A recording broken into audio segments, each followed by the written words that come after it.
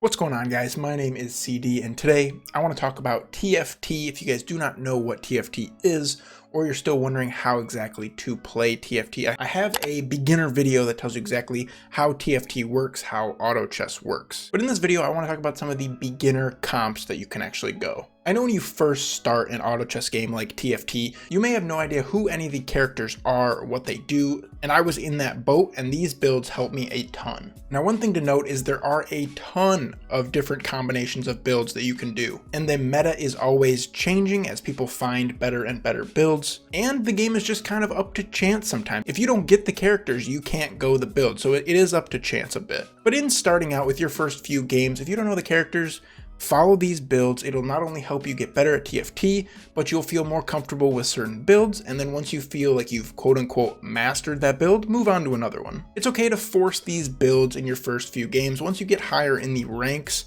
these may not work as much because people will have better builds than this, but these are some great beginner builds. Starting here with the first one, this is the first one that I started with when I started playing TFT, and that is Void Assassins. And I think this is the best one to start out with because even if you don't know the characters' names, all you have to do is every time you re-roll, every time you look in the shop, you just buy everyone that has Void on them, and you buy everyone that has Assassins on them. So as you can see from this little infographic, it says acquire Kassadin, Kazakhs, and Rek'Sai, I don't know how you say that, and then random assassins. And then once you get Cho'Gath, you obviously replace Rek'Sai, and that's your build. Pretty simple build. Like I said, if you don't know the characters, that was why this one attracted me the most when I first started. I didn't know who anyone was, I just bought all of the voids I saw, and then you buy all of the assassins you see, and you play them, you level up as you go. You only need 8 slots to kind of perfect this build, and then you just go for the cheaper 3 stars, and that's about it. The next one I'm going to talk about is assassins as well, but with these assassins builds, it's even more beginner friendly because the positioning doesn't really matter. Assassins will actually jump to the furthest enemy away, so even where you position them isn't probably where they're going to end up at the start of the battle. So that's why I think assassins are the best beginner builds. Moving on to the second best build here, we have Ninja Assassins. So before we had Void Assassins, now we're on to Ninja Assassins. So basically what this is telling you to do is you need 4 ninjas and 4 assassins to kind of get the best part of this build. So basically what this is saying is 2 of the ninjas possible are also assassins.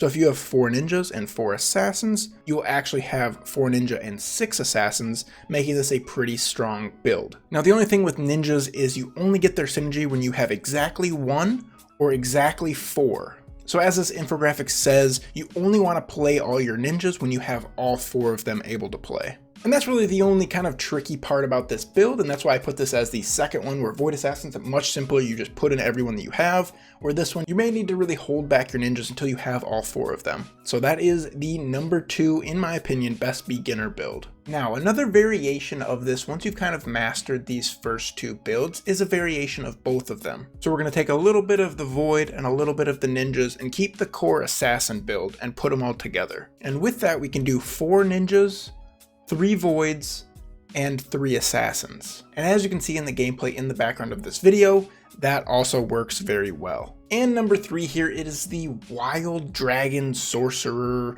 Shapeshifter build. So I like this build because it's usually pretty simple to get to it from the early game. And I say that because you usually always see Nidalee and you usually always see Warwick in the beginning of the games. So in this build, you can't really just pick every wild you see or every dragon you see or every sorcerer you see. You kind of have to pick and choose them as you see them. So as you can see, your beginning composition, you're just going for wild. So Warwick, Nidalee, Ahri, and then this says Rengar, which is another wild, and then you get the 4 wild buff. And then once you find Gnar, you replace Rengar with Gnar, and that'll also give you your 4 wild buff. This infographic tells you also to grab a random sorcerer, which will help you later in the game. And note that this one only needs 7 out of 7 slots, where the 2 other builds we talked about, you needed 8. And then to round out this comp, you just need the 2 dragons, who are Shyvana and the Aurelian Soul. And what I think is really cool about this graphic, it also tells you 2 really good items to use on those 2 dragons.